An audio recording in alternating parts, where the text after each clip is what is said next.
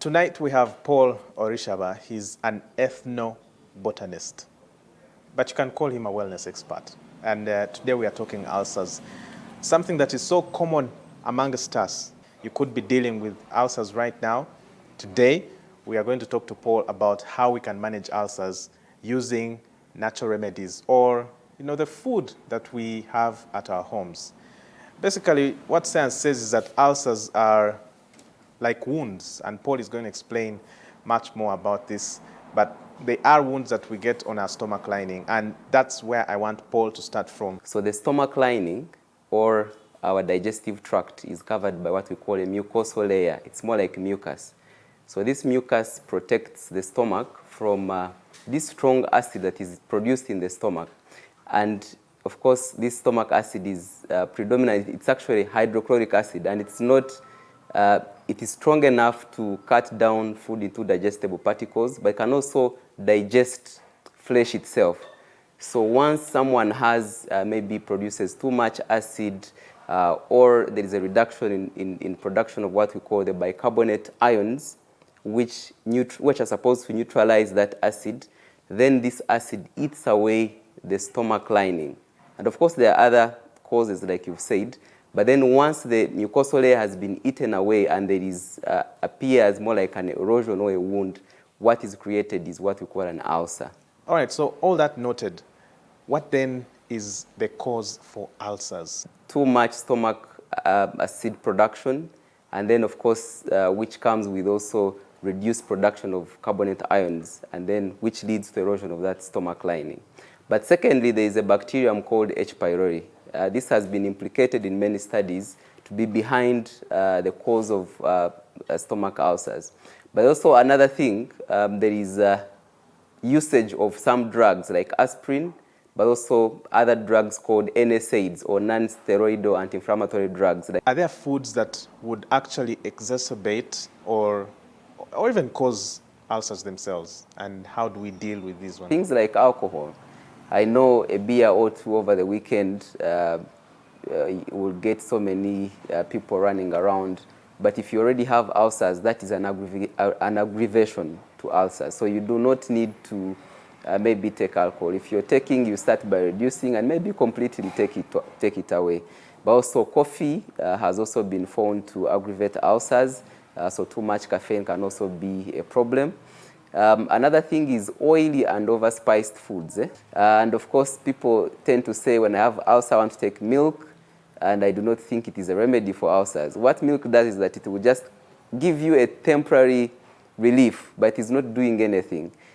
We also understand, and like you said, ulcers can mimic some other diseases. What is the best way to find out that what my pain is ulcers? Someone can have maybe GERD and they think it is ulcers. They might just be having IBS and they think it is ulcers. So it is important that they carry out the necessary tests. This can be maybe H. pylori test, it can be in blood, a blood test, or it can be stool test, or it can even be breath test. Or they can do what we call endoscopy, where they put a camera inside you and they can see what is happening there. So the signs, number one is that some people tend to lose appetite, but others tend to increase appetite, especially when food comes in as a relief. Feel like you want to vomit. Others even go on and vomit. Others on advanced stages can even vomit blood. Others can even pass out blood that has stool when the ulcers have, should I say, I don't want to use the word grow, no, they have, like there's too much stomach ulcers. How do we treat and manage our ulcers, especially in our home setting? Number one is cabbage juice. If you went to the internet and asked someone, and maybe asked a random question, what can I use for ulcers? Cabbage juice will come out predominantly.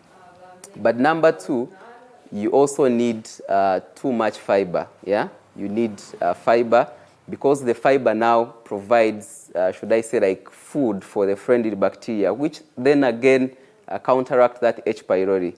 Because you have the good bacteria in your body, in your gut, which does, of course, which supports digestion and other important issues in the stomach, but also it's a natural barrier for the H. pylori. Actually, even the acid that is produced in the stomach is a natural barrier for that H. pylori. But you can also have the herbs that you can take at home. Number one is marshmallow. Marshmallow is common around here, and marshmallow has more like those cytoprotective properties that we're talking about. It has more like mucus. If you put it in water, it has more like a mucus kind of texture. So when you take it in, it then covers the eroded ulcers or the eroded wounds, and then it covers and then allows for healing. And there are herbs which can be antibiotics, there are herbs which can be cytoprotective, there are herbs which can be antacids, and some of these are really found at home, in natural drug stores, in wellness centers like at Nela here. You can find some of those herbs. Aloe vera, it is common around here, and you do not need the bitter part of aloe vera. You can just remove the outside. What you need is that gel inside.